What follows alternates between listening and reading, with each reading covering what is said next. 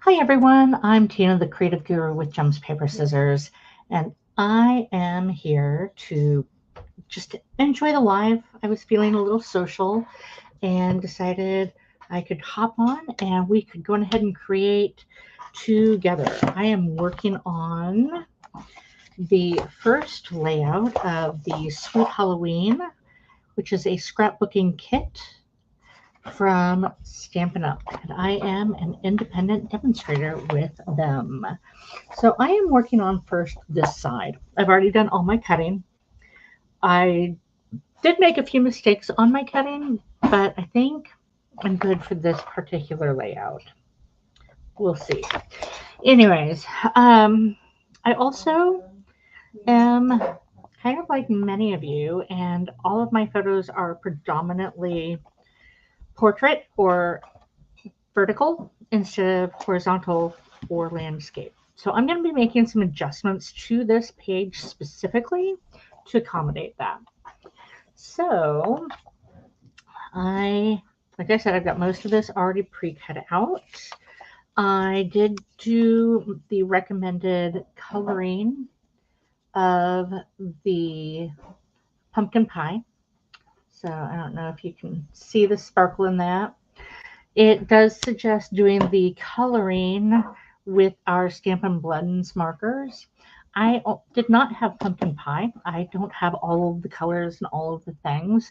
And so I just used my water brush and my ink pad. And I'm actually, even though I have the granny apple green in the Stampin' Blends, I'm going to go ahead and continue using my ink pad and my water pen so that you can see the technique. I'm going to squeeze my lid and hopefully that will have gotten some. Nope, I need to squeeze it again. You have to do this pretty hard because these are some stout cases on our stamps, our inks. So I'm going to go ahead and open this up. And instead of doing the next step, which is sliding it into the groove, I'm going to leave it open like this.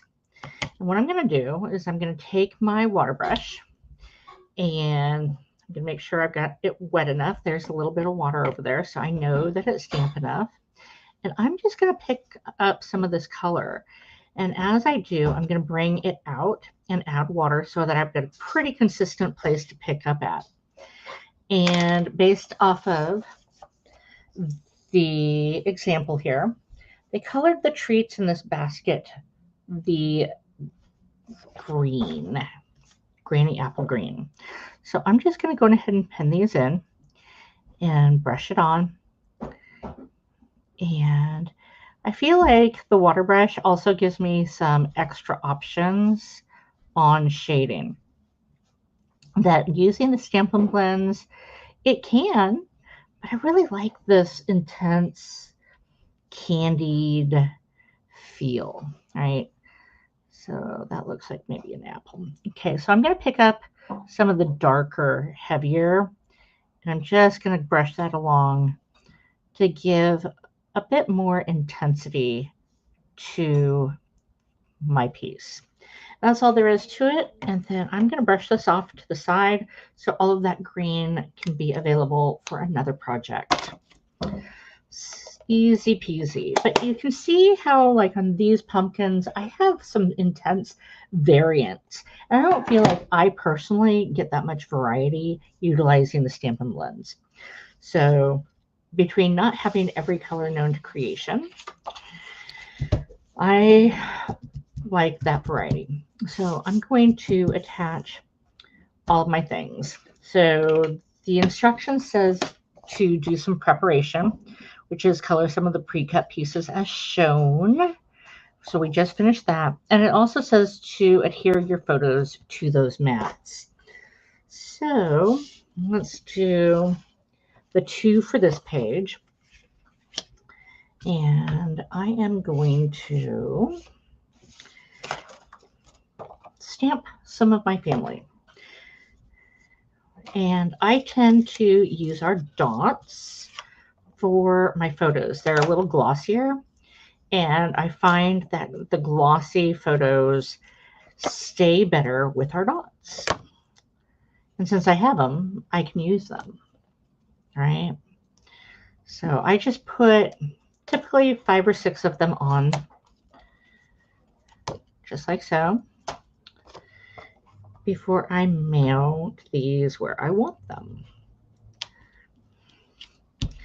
Now, if I was not using a kit or I had some spare cardstock sitting out, I would change it and use for these particular photos, I'd probably change it to a black cardstock for my matting, but this will turn out just fine. And oops, I kind of put that off center, didn't I? So I hope everybody's doing pretty good tonight. Just like so. Okay, so those have been mounted on my cardstock bases, or my framing, and those have been colored. Now it says to use dark pumpkin pie cardstock for my base page, and I'm going to adhere 1A. When I cut, I take a pencil and I write what piece that is. So this says 1A because, okay, sometimes I forget. And when I do, I find that I spend more time trying to figure out what a piece is versus actually just assembling and making my creation. So we're going to go ahead and attach this, and it just says to put it flush in this side, matching up my corners. And there we go. Just like so. Then it says attach 1B, C, D, E, and F. So let's see here.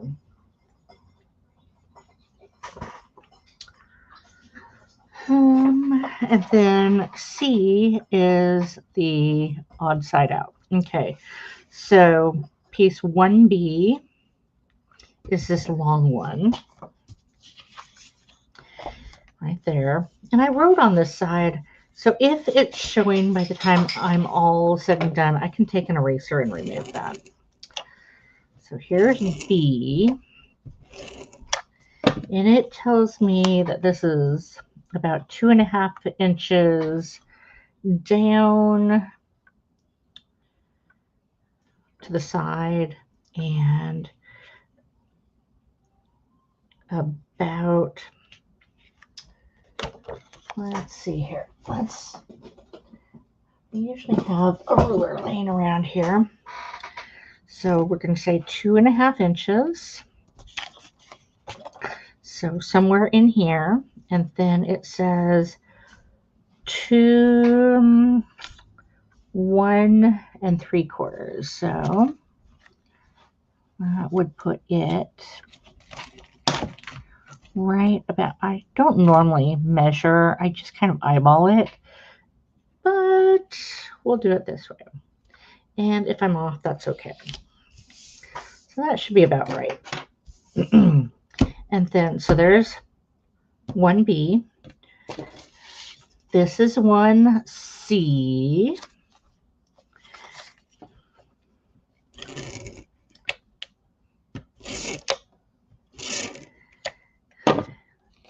And this is pretty close, right? And then just going to kind of eyeball this one. There we go. Just like so. Then D is this one, I think. No, D goes down here, so F goes up here. And it's going to go right about there. You see how even I get confused with some of this. It's okay. It does not have to be perfect. It has to be perfect for what you want. It's to make you happy. Okay. And then let's see, B, C, D, E is down here.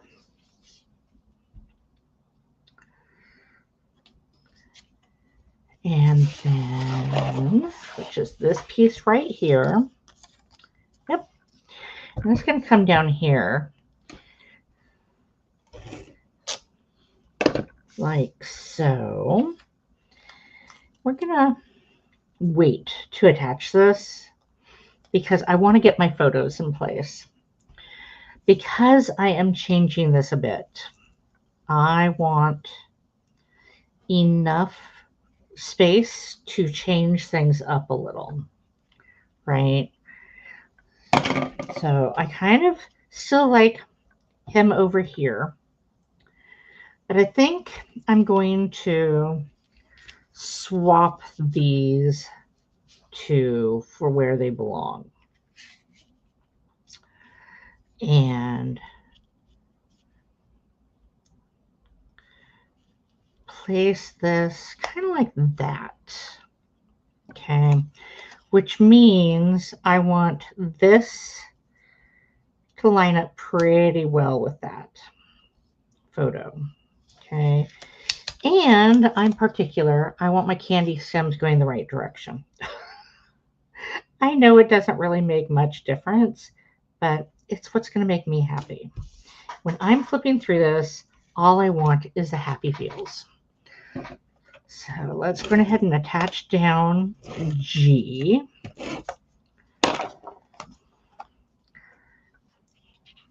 So that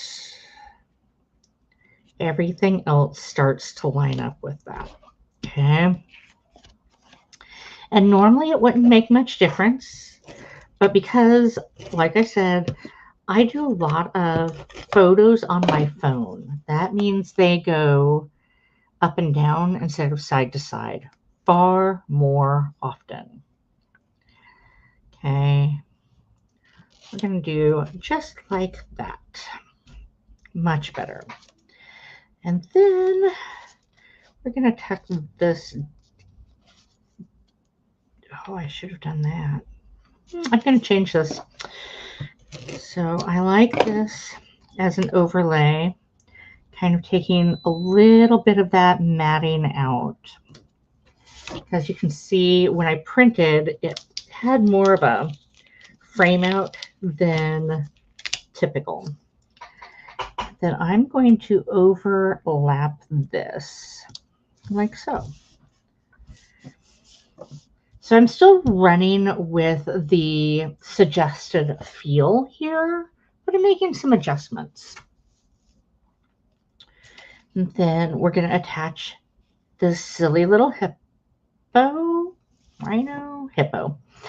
And I'm just using my tape runner for the most part. I will use the dimensionals here in a minute. And at this point, okay, so I've done A and B and C and D and E and F. Now it says to put the G and H, which I've already done. And then it says to embellish with prepared pre-cut pieces and stickers as shown using dimensionals on some of the pieces. So that's what I'm going to do. I've already done that one. I'm going to tuck this wonderful pumpkin a little bit behind. And he's just going to be done with our Stampin' Plus. Just like so. But I like my bird a little bit up. I'm kind of doing a fold and overlay angled-y space. In the image, it says to have this over, but I want it a little bit closer to there. I've got that. And then it shows using these And one of these goes over here. So I'm going to put a dimensional on this one. Just like so. And these guys, I'm going to go ahead and use my tape runner, my Stampin' Seal Plus, just like so. And this one as well.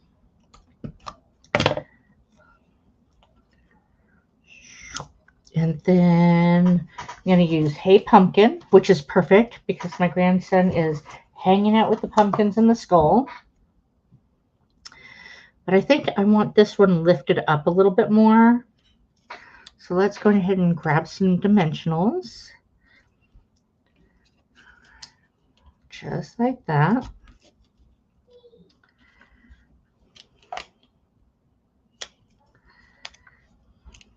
Peel off the backs. I hope everybody's having a great week. It's been a challenge around here. Our roof sprung a leak in our storm the other night, and it is absolutely not in our budget to replace right now. So we're doing a patch job with some liquid tar or roofing tar, and hopefully that gets us through for a while.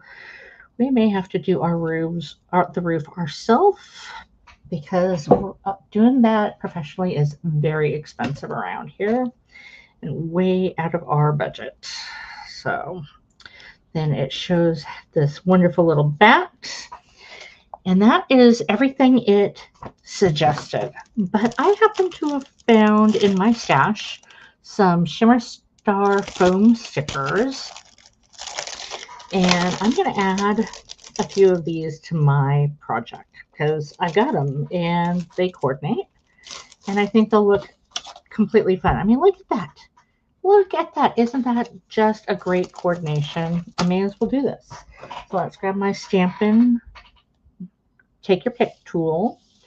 And I've got a couple of whites here. So I'm going to add some white stars. Let's run with 5 of these. Just to add a little sparkle. I'm putting them on top of some of the pre-existing stars in kind of a big triangular section because that helps pull the eye. And then I'm going to add a burst of purple ones up here. Maybe. Let's see here. Yeah. Just like this. We're going to do 1 and 2 and 3. I really like that. And then I am done with this side. We'll see if I'm that creative with the next side. It is running on. We have hit our 20-minute mark, and that is all I am going to do tonight. I will come back tomorrow to finish the second half of this layout. I hope you enjoyed. If you have any questions, feel free to leave a comment, share this around, subscribe to my channel, and I will be back some other day. Bye for now.